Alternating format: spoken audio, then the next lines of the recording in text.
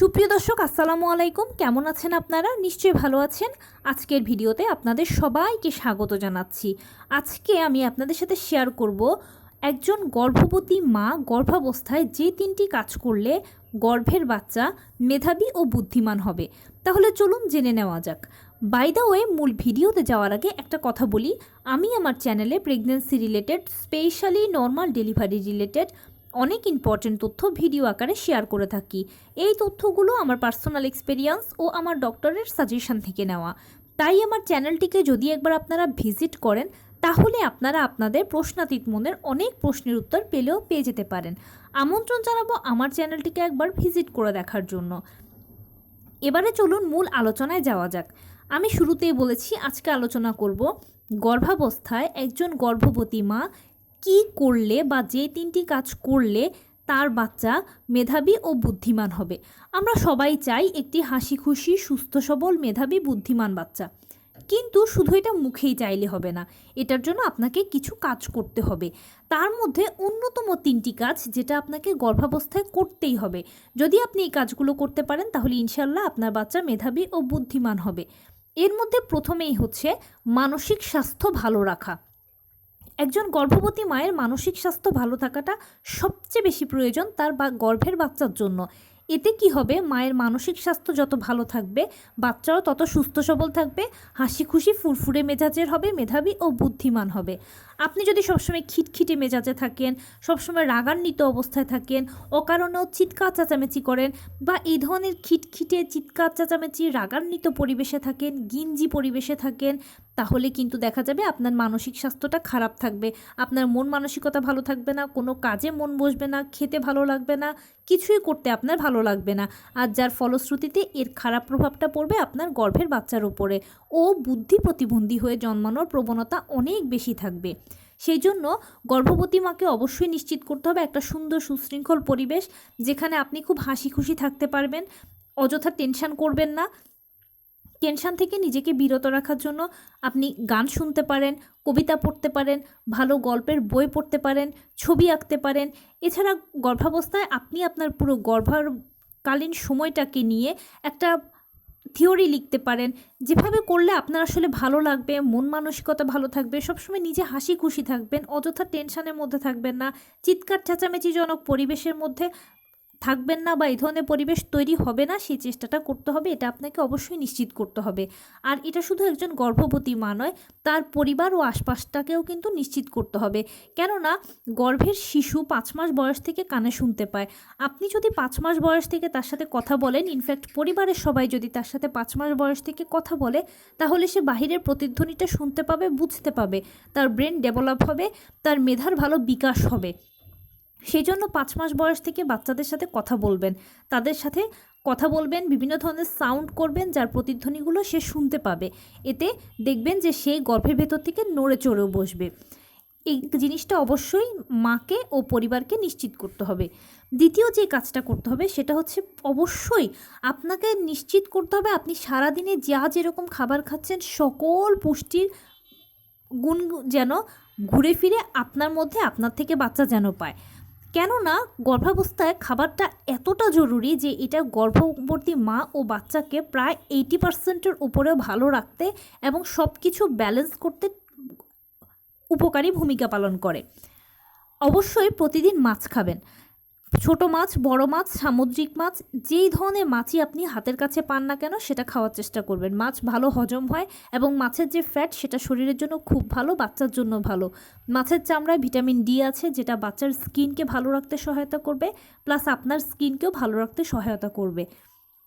গরু, মুরগি, খাসি যে কোনো ধরনের মাংস খেতে পারেন, তবে অনেকের রেড মিট যেমন গরু মাংস, মুরগির, খাসির মাংসে নিষেধাজ্ঞা থাকে, সেক্ষেত্রে আপনি মুরগির মাংসটা বেশি বেশি করে খাবেন। আর যদি নিষেধাজ্ঞা না থাকে তাহলে অবশ্যই সব ধরনের মাংসই খাবেন। বাচ্চা মুরগি খাওয়ার চেষ্টা করবেন, বাচ্চা কবুতর খাওয়ার চেষ্টা করবেন।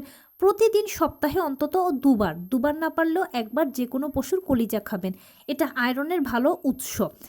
বিভিন্ন ধরনের শাকসবজি খাবেন, কালারফুল শাকসবজি, যেমন লাল শাক, পালং শাক, গাজর, টমেটো, ফুলকপি, ব্রোকলি, এই ধরনের খাবারগুলো বেশি বেশি করে খাবেন। এখন তো আবার শীতকাল, প্রচুর বিভিন্ন রং বেরঙের শাকসবজি বাজারে আছে, অ্যান্টিঅক্সিডেন্ট সমৃদ্ধ খাবার বাজারে কিন্তু অ্যাভেলেবেল আছে সহজলভ্যে। এগুলো বেশি বেশি করে খাবেন, যেটা আপনারও বাচ্চার জন্য উপকারী। অবশ্যই 2টো করে ডিম প্রতিদিন খাবেন, সেই সাথে কুসুম গরম 1 গ্লাস দুধ খাবেন। দুধ ও ডিম এগুলো আদর্শ খাদ্য। এই খাবারগুলো বাচ্চার জন্য, আপনার জন্য খুব প্রয়োজন। এছাড়া ডিমে রয়েছে কোলন, যেটা বাচ্চার ব্রেন ডেভেলপমেন্টে ও মাথার খুলি গঠনে সহায়তা করে। আর আদর্শ খাদ্য হিসেবে দুধকে তো আলাদা করে চিনিয়ে দেওয়ার কিছুই নেই। দুধ ও ডিমের তৈরি খাবারগুলো বেশি বেশি করে খাবেন। এর জন্য আপনি যেটা করতে পারেন যে বিভিন্ন ধরনের ডেজার্ট বানিয়ে খেতে পারেন। অনেকে গর্ভাবস্থায় হয় কি যে আসলে সরাসরি খাবার গ্রহণ করতে পারে না। প্রথম 3 মাসে এরকম পারে না, পরবর্তী 3 মাসেও দেখা যায় অনেকের থেকে যায়, আবার অনেকে দেখা যায় পুরো প্রেগনেন্সি পিরিয়ডে এই সমস্যাটা থাকে। যদি এরকম থাকে তাহলে খাবারকে প্রসেস করে খাবেন। যেমন যে কোনো মাছ মাংসকে আপনি যদি সরাসরি খেতে না পারেন, কাবাব করে খান, ঝুরি করে খান, যেভাবে আপনার ভালো লাগে, যেই প্রসেসে খেতে পারেন সেই প্রসেসেই খান। বিভিন্ন ধরনের ফল অবশ্যই খাবেন, তার মধ্যে ভিটামিন সি সমৃদ্ধ ফলগুলো খাবেন। ভিটামিন সি শরীরের রোগ প্রতিরোধ ক্ষমতা তৈরি করে, যেটা আপনারও বাচ্চার জন্য খুব প্রয়োজনীয়, কারণ গর্ভাবস্থায় একজন মা দুর্বল থাকে সাধারণ অবস্থার থেকে, আর ভিটামিন সি রোগ প্রতিরোধ ক্ষমতাকে তৈরি করতে সহায়তা করে। তাই এই খাবারের গুলো যেন ঘুরে ফিরে আপনার বডিতে যায়, আপনার থেকে যেন প্রতিনিয়ত বাচ্চা পায়, সেটা কিন্তু আপনাকে নিশ্চিত করতে হবে। আপনি যত ভালো বাচ্চাকে পুষ্টি সাপ্লাই করতে পারবেন, বাচ্চা তত সুস্থ হবে, বাচ্চার ওজন তত ভালো হবে, বাচ্চার ব্রেন ডেভেলপমেন্ট, স্কিন গঠন সব কিছু ভালো হবে, এবং জন্মের পরেও এই বাচ্চারা সুস্থ সবল হবে ইনশাল্লাহ। যেই বয়সে তাদের যা যা করা প্রয়োজন, যেমন যে বয়সে হামা দেওয়া প্রয়োজন, যে মাসে হাঁটা প্রয়োজন, যে বয়সে করা প্রয়োজন, সেগুলো তারা একদম বয়স অনুযায়ী দ্রুত করতে পারবে। তাদের ডেভেলপমেন্ট নিয়ে আপনাকে আর আলাদা করে চিন্তা করতে হবে না। শুধু প্রেগনেন্সি পিরিয়ডে তাকে আপনি পর্যাপ্ত পরিমাণ পুষ্টিগুলো ঘুরে ফিরে দিতে হবে, এটা আপনাকে নিশ্চিত করতে হবে। নিয়মিত 12 থেকে 14 গ্লাস পানি খাবেন। এই পানিটা আপনার অ্যামনিওটিক ফ্লুইডের লেভেলকে ধরে রাখতে সহায়তা করবে, অ্যামনিওটিক ফ্লুইডকে তৈরি করতে সহায়তা করবে, প্লাস শরীরের যে খারাপ টক্সিনগুলো রয়েছে এগুলো প্রস্রাবের মাধ্যমে বের করে দেবে। এর ফলে আপনিও সুস্থ থাকবেন, বাচ্চাও সুস্থ থাকবে। আর বোনাস আরেকটা কথা হচ্ছে, গর্ভাবস্থায় অবশ্যই নিয়মিত হাঁটাচলা করবেন। প্রতিদিন ঘুম থেকে উঠে 30 মিনিট হাঁটবেন, কিছুক্ষণ বাটারফ্লাই স্টাইলে বসে থাকবেন, দুপুরবেলা খাবারের পরে কিছুক্ষণ হাঁটাচলা করবেন, এরপর বাটারফ্লাই স্টাইলে বসে থাকবেন, রাতের বেলা খাবারের পরে কিছুক্ষণ হাঁটাচলা করবেন, এরপরে বাটারফ্লাই স্টাইলে বসে থাকবেন। সেই সাথে সারাদিনে আপনি যেরকম কাজকর্ম করেন না কেন, টুকটাক কায়িক শ্রম করবেন আর লো কমেটটা ব্যবহার করবেন।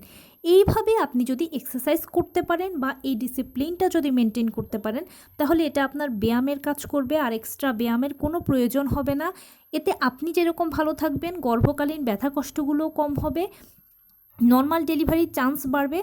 বাচ্চার জন্য সবথেকে বেশি উপকার হচ্ছে, বাচ্চা ঘোরার ভালো একটা সুযোগ পাবে। হয় কি, আপনি যদি চেপে বসে থাকেন বা সারাক্ষণ শুয়ে থাকেন, বাচ্চা তাহলে ঘোরার মতো ভালো স্পেস পায় না। আপনারা তো সবাই জানেন যে বাচ্চারা মায়ের গর্ভে ঘুরতে থাকে। আপনি যদি নিয়মিত হাঁটাচলা করেন, কায়িক শ্রম করেন, বা আপনার শরীরটা যদি একটা এক্সারসাইজের ওপর দিয়ে থাকে, তাহলে কিন্তু বাচ্চা ভালো ঘুরতে পারবে। আর এই ঘোরাটাই কিন্তু বাচ্চার জন্য ব্যায়াম বা বাচ্চার একটা কাজ।